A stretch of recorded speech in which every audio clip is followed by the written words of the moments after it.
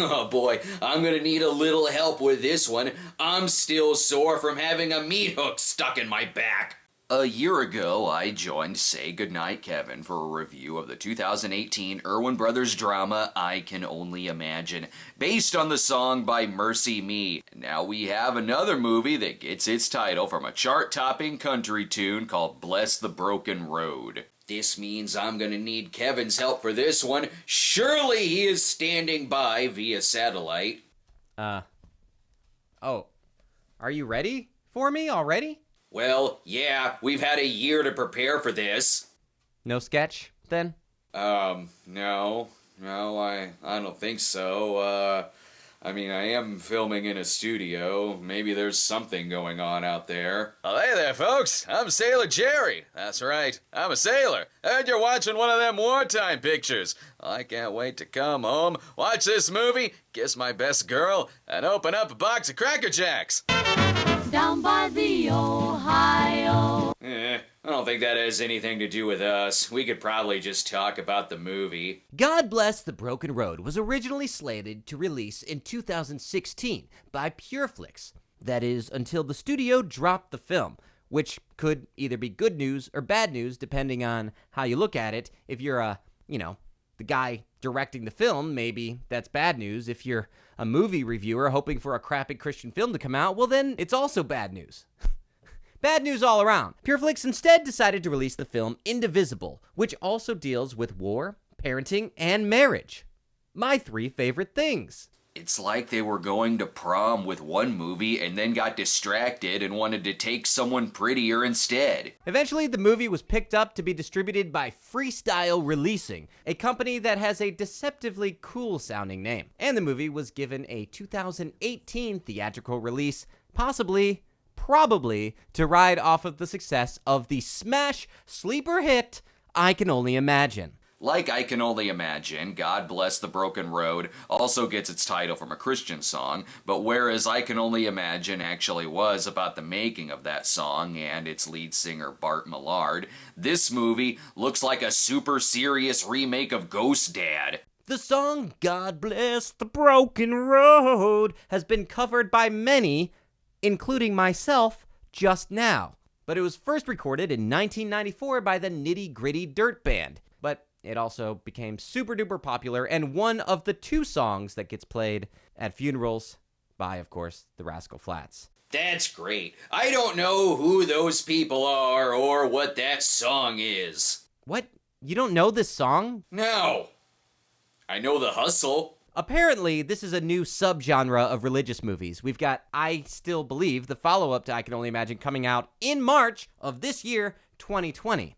Yes, and let's not forget the 2019 Jordan Peele movie, I Got 5 on It. Well, this film is about a small-town waitress named Amber who loses her husband in Afghanistan, and after that has everything in her life taking a dump on her, while she constantly refuses to take any help from anybody else. So let's roll the dice and see if Lionsgate actually lets us keep this one up. Wait, hold on. Did you trick me?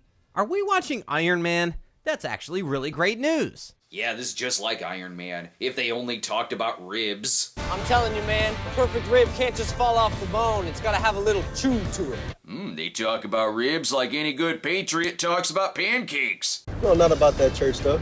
Yeah, well, you never had Pastor William's ribs before. Oh, yeah. You know that picture of the World War II soldier who comes home and is kissing the nurse? This guy's gonna come home, he's just gonna be taking a bite out of a rack of ribs. Meanwhile, 2 miles away, the opening credits were sent home on an honorable discharge. This movie truly gets children. I don't want to go to church. Yeah, and she doesn't want to get dragged into this movie either, or it's foreshadowing. You know, singing God's praises for the gifts that we've been given, that's what we do. I miss Daddy. Yeah, the only thing that would kill this kid's dad sooner is if he was Dirty Harry's partner. It's at church when she's given the horrible news that Betty Spaghetti's husband is dead. Sorry, ma'am, this news couldn't wait. We only have 20 minutes before the 2-for-1 flapjack deal at Rosie's Diner is done. Yeah, leave it to a Christian movie to take the most memorable moment in We Were Soldiers and say, yeah, this works all right, but what if it happened in church? Well, it's a good thing Robin Givens is there. This stops her from going all God's Not Dead too and suspending a teacher for saying God bless you. Speaking of, the movie is directed by Harold Kronk, also of God's Not Dead and God's Not Dead 2. Because of the film's huge delays, he also had another movie released in 2018, the sequel Unbroken: Path to Redemption. Should we help her? No, let's cut to the title. As you can see, this is definitely a comedy. Ah, another classic song, Tie a Yellow Ribbon Round the Old Date Stamp. Man, everything here reminds her of her husband. You know, like when he used to dress in a toga and smash people's guitars in college. People are helping her out though. Look, the Bible is bringing her mail. On her way to work, she listens to WKF Exposition. You know, the race world is still buzzing about Cody Jackson's monstrous crash. I don't think anyone is talking about that. This is Cody. He's a NASCAR driver. His punishment is that he has to go spend time with Joe, played by Gary Grubbs, the expert Christian from Let There Be Light. And also, he was on ER one time. In this movie, he's kind of like Wilson from Home Improvement, only instead of reading Tolstoy, he memorizes the dessert menu at Rosie's. She drops off her daughter at church, never going inside herself like a bad Christian. Oh, gee, maybe it's because that's where she was told of her dead husband? No wonder she's having a crisis of faith. She just needs the right pastor to woo her in somehow. Will you come? Will you come? That's right, she will, because she spots her love interest, Cody, at this church. She's out of your league. Says the man who wakes up every morning to have sex with a breakfast burrito. Here at Rosie's Diner, Amber is served a plate of attitude. So glad you could make it in. I am so... Save it. Not interested. Well then, why did you say anything? Hey, did you have a chance to think about that shift manager position? Why don't you try being on time for the job you have? Even the waitress from Jason Goes to Hell thinks you're a bitch. Take me back to church, please. Do you see all those empty seats around you? Really? There's empty seats? Maybe I should sit in one of those, because I can't see anything past your hair, cough, cough. They have a friend in Hannah, played by Madeline Carroll of Indivisible and I Can Only Imagine fame. All these actors are in the same movies. They're all sci-fi and Christian and porn actors. Maybe she can also have a role in Quentin Tarantino's It's Love, Brother Loves Say, Brother Loves Traveling Salvation show. Right now, Amber's probably begging to be hunted down by the T-800. Well, now it's time to meet her mother-in-law, Patty. Played, of course, by Kim Delaney. You are on NYPD Blue! And Patty is pure freaking evil. And what I mean by pure evil is... What would you like? I'd like to spend more time with my granddaughter. She's one of those Christian Lifetime movie type evil where she's actually the one speaking the most common sense, but the way she says it and the way the movie frames it, you're supposed to hate her for no reason. I'd like to help you set up your own franchise. And thus begins the movie's common theme of making us hate our protagonist. Cody's good with kids, though. Here he is figuring out a way to set them on fire.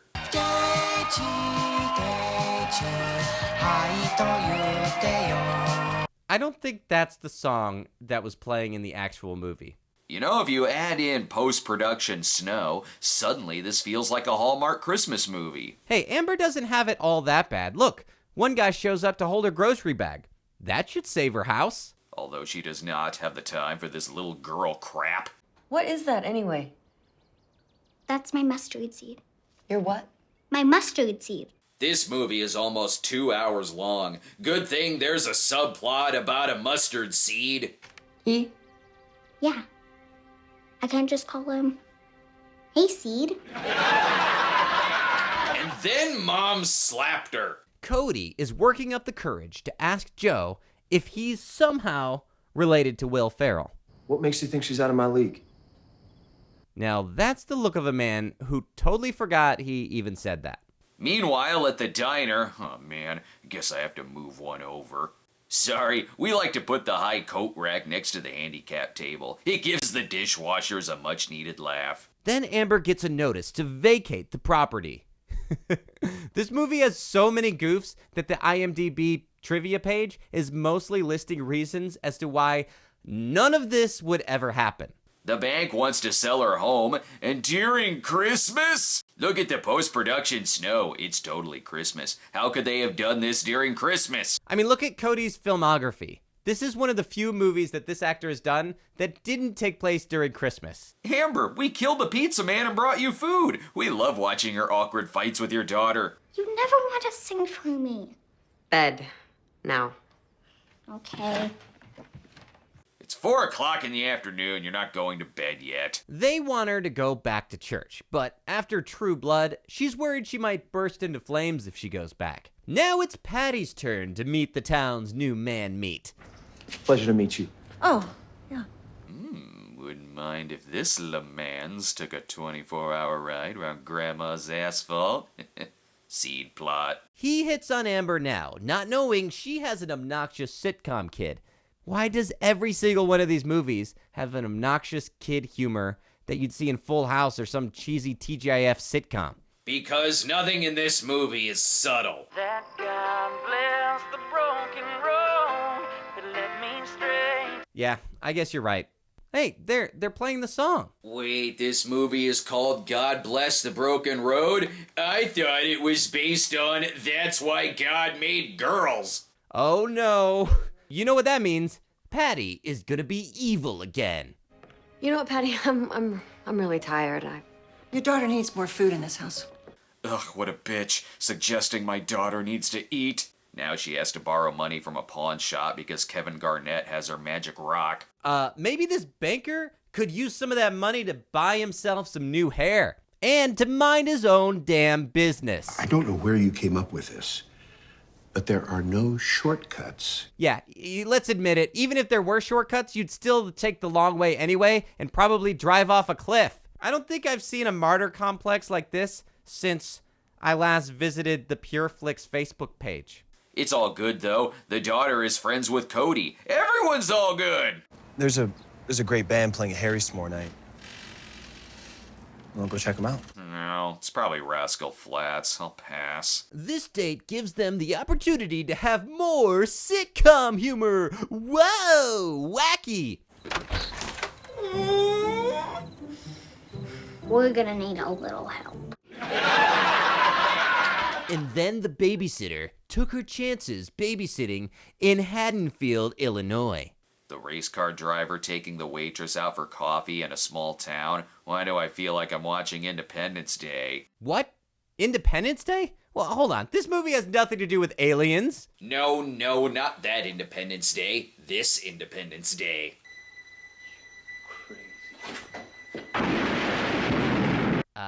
Yeah, I don't know what Independence Day that is, but now I kind of hate this movie for not ending with Diane Weiss blowing up Amber's house. Anyway, seed plot. Yeah, this place is a great place for a date. I mean, it's a constant reminder that things could be worse. She could be on a date with this guy. Although they're sitting in the most unfortunate place, all she keeps thinking about is that Cody will never be like the Beatles. This is going well. We could probably go on a second date.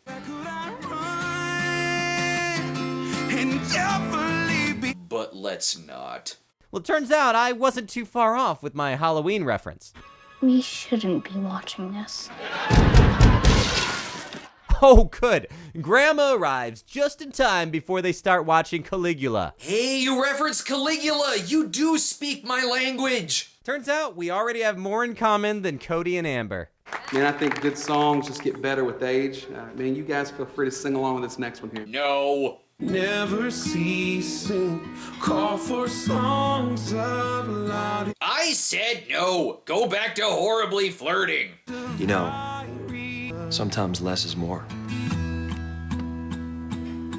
It was then she decided that she will never sleep with him. Oh no! Amber's being foreclosed. I think Patty's gonna be real evil about this one. You went through my mail?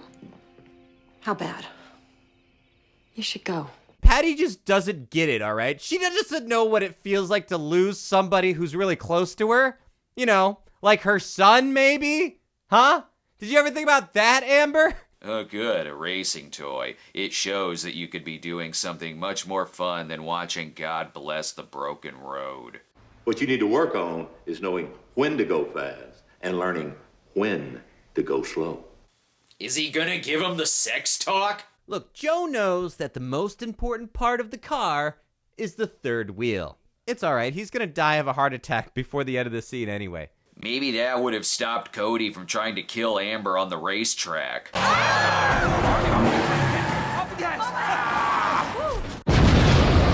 If only she let Patty buy her a non-exploding car. Oh, no, please. Don't tell me the kid's gonna get dramatic now. I just miss my dad so much. My mom, she... Look, I just want some Pringles, okay? Hey, we should probably cut to a commercial. I'm gonna take a bathroom break. Wait, you're gonna leave me? It's okay, you got your newspaper and Sailor Jerry. I'll be right back. Okay, fine. How's it going there, Sailor Jerry? You goddamn knob!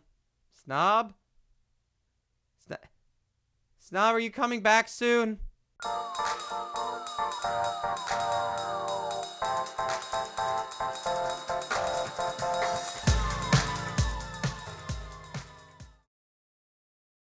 Whew, I'm back. I was dropping a wicked God bless the broken road. Yeah, that's great, Snob. You might want to check on your friend. My friend? Who? Jerry? Why? What's going on? Charles! I don't mind him. He's fine. Okay. I guess we'll get back to the movie now. Bree is in big trouble for fighting at school and for friend-zoning the nerd. Dad used to say some things we were fighting for. That's how kids talk. Yeah, she'd be a perfect addition for that Dumbo remake. And you know all those programs we referenced earlier that would help Amber? Well, they technically exist in this universe. Amber, this is Sergeant Price. I wanted to follow up with you about some programs we have available through the 101st. Please give me a call. Too bad she's a terrible mother who's getting everything she deserves. Bad news at the pawn shop. The owner accidentally put the jewelry in his taco. Yeah, and he's got Eric Bogosian held up in the entrance. Yeah, I'm sure her husband would have wanted her to sell her wedding ring and lose her house instead of just simply getting help from her husband's mom. I know the movie wants me to feel sorry for her, but I don't. This is like feeling sorry for someone who's drowning, but they keep swimming towards the bottom of the lake instead of to the surface, which is a foot above their head. But we're supposed to hate the grandmother, remember? No grandchild of mine is going to be out on the streets. Ugh, man. Ugh, I hate her. Somebody not wanting their granddaughter to be homeless, that's pure evil. And she's got the gall to be furious at Amber for selling off that wedding ring. That was her wedding ring. And it's none of your business. You better believe it's my business. That was my mother's ring. Yeah, Patty now wishes she could go back in time and object to her son marrying Amber. Little did she know that Amber would be such a terrible person. Maybe she can find some help in Magical Wheelchair Veteran who is there to catch cups. Oh, Mike Nelson. Mike was just a regular Joe the government didn't like. They needed a good test case, so they conked him on the noggin and sent him to Afghanistan. You know, some of these characters are so dumb. I'm actually surprised Bree doesn't think that the car should have eyes and sound like Owen Wilson. Drive really fast and turn left. Yeah, that's great. Just don't eat the car like Cookie Monster and follow that bird. Some of these characters actually make me want to listen to the obligatory country music soundtrack instead. Not really, though, of course. I would say that these racing scenes are super lame, but in 2019, someone said, "Hold my Coors Light," and made trading paint. Then another person said, "Hold my champagne," and made an actual good movie. Wow, isn't this riveting? Whoa, those explosions you keep adding in your editor won't stop killing people. Cody only did this to help Amber fulfill her lifelong dream of reenacting Martha Plimpton's reaction to Keanu Reeves crashing in Parenthood. Now Cody and Joe have to figure out how to turn this car into a rib platter and serve it to Rosie. I feel a lecture coming on. That's what's going to become of your life if you don't learn to listen and slow down on the turn. Hey, wait a minute. His racing advice, it doubles his life advice. Amber now forbids Bree from going to her go-kart club because clearly this is what's gonna happen if she gets in a go-kart. Something tells me Amber's big plan to stop the foreclosure is just gonna be to throw away the sign. There, that'll work. She doesn't even give the bank the full amount of money. I can't imagine why that didn't work. Boy, if only there was somebody who could help. Anybody out there who has the money who could help her. But before we unnecessarily have to leave our home, seed plot. Now they live in a cartoon house whose walls all simultaneously fall over when Bugs Bunny knocks on the front door. Gee whiz, Amber, you could have asked us for help. It's still there, Amber. Buried, but fighting. Kind of like that little sprout in Bree's pot. But you know what? Never mind that. What's the update on the seed plot? They finally address that Patty is also grieving over the loss of her son. Remind me again why this movie isn't about her. She's the only character in the movie worth having empathy for. Praying for her, that's all well and good. I mean, that's fine. Good for you. But probably what you should do is maybe, like, take up a love offering. Just make sure you put it in an envelope and say it's from God. Maybe then hopefully Amber won't throw it in the trash can. Bree does her go-kart racing anyway. Look how dangerous it is. All right, guys. Huh. Guess Mom was right. She needs to get Bree out of there before the whole town explodes. You know what, Bree? I'm doing the best I can. I really am. No, you're not. You're doing the worst you can. Oh no, bummer seed plot. Taking a cue from her mother, Bree decides to throw herself in a dangerous situation by running away. They couldn't find her close by in the middle of the street, so the search continues into the night. Thankfully, they have the real hero of the movie show up. Pretty hard to find her if you're not out looking. Yeah.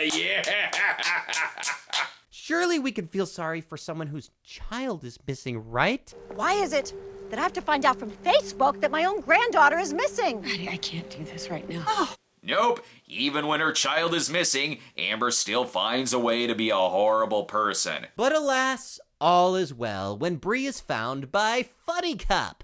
License and registration. How fast was I going?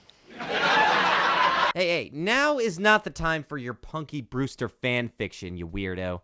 Now Bree wants to live with her grandmother. I never thought I would say this in one of these movies, but I agree with the annoying kid. Bree, go on up. How dare you? I think it's best if everyone has a little space. The movie isn't as irresponsible as something like Unplanned, but it is 100 times more frustrating. Hey, maybe Amber can get help by calling out to the killer from I Know What You Did Last Summer. Too bad she's stuck with the short-lived remake of Ironside. If you can't remember the opening scene, we find out that Mike was not only there when Amber's husband died, but he was there as a replacement for Sergeant Joel Robinson. His dying breath was for them to take his death scene and show it at Bree's Christmas recital, just like in his favorite movie, Last Ounce of Courage. This is wisdom direct from the Bible, people. He made this from the shrapnel of our first firefight. Matthew 3:12. And if that's not enough inspiring exploitation for you... Please stand, please stand, please stand. Yes! I am truly inspired. Maybe there's hope for Sailor Jerry yet. Some folks are born. See? I told you he'd be fine. Thank you. Thank you for that extremely necessary cutaway. I'm glad we got a full arc of Sailor Jerry. Amber wakes up and wonders, how is there still 20 minutes of this movie left? Oh yeah, I guess Amber and Patty should talk over empty cups of coffee. And it hit me that, I lost my husband, but you lost your son. Really? Took you that long to realize that? You suck! She even gives Amber her ring back so long as she never bets on basketball again. Aw, now they can open Dad's final letter together. Dear Amber and Bree, watched Now You See Me 2 on the base last week. It wasn't that good. Skip it. You know, honestly, I thought it would be more inspirational than that. I know it seems like this should be over with, but racing plot. I thought I was gonna teach you guys about racing when I first got here, but it turns out I actually learned more from you. Did you? Or did you just watch radio the night before and you're ripping off its lines? For some reason, during this go-kart scene, they play the song Kings and Queens by Audio Adrenaline. This is a deep cut, but this song was originally about helping starving kids in Africa. Totally fits in this scene. Now even Cody has a new race car. That'll go over well. So, he doesn't crash his car this time, and everything is fine, and all the lives are way better now. We've come full circle, just like a racetrack. Amber ends up getting the courage to go back to church so she can put up an ad on the bulletin board that she's selling her couch. Apparently, she's the most important person in this town. Everyone stands quietly as she enters and waits for her to sing. Man, what if she'd gotten caught in traffic or something? Would they have just been standing there, quietly, waiting?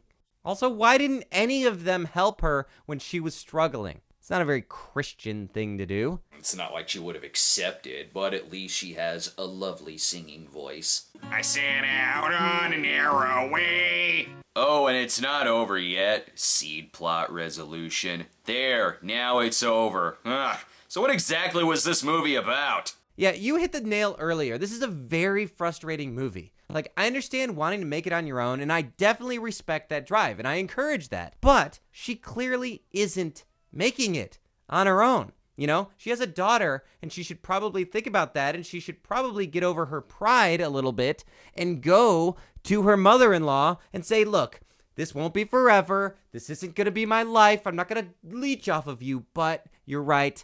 I need help. Amber in this movie feels like somebody who is just playing the victim. And unfortunately, it's not just her that's suffering.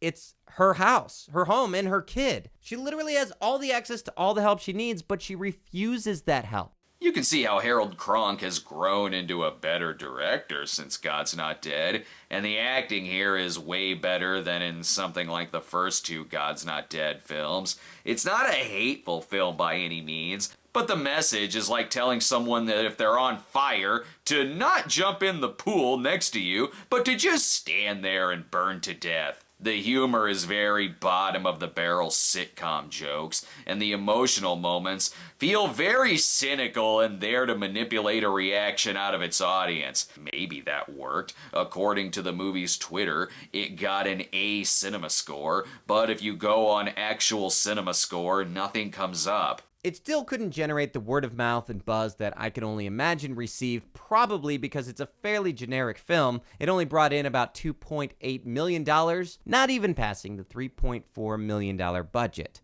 It has another sin of also being completely forgettable. I'm gonna remember Unplanned and War Room. This, not so much. That's why I needed you here, Kevin, so we can remind each other that we saw this movie. So, can this be our thing now? Talking about inspirational religious films based on Christian music singles? Absolutely it can. Maybe this can bring Carmen back in a starring role in a feature film. His music videos are basically movies in and of themselves.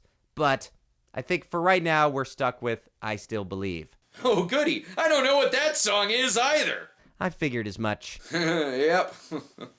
But I know Disco Duck.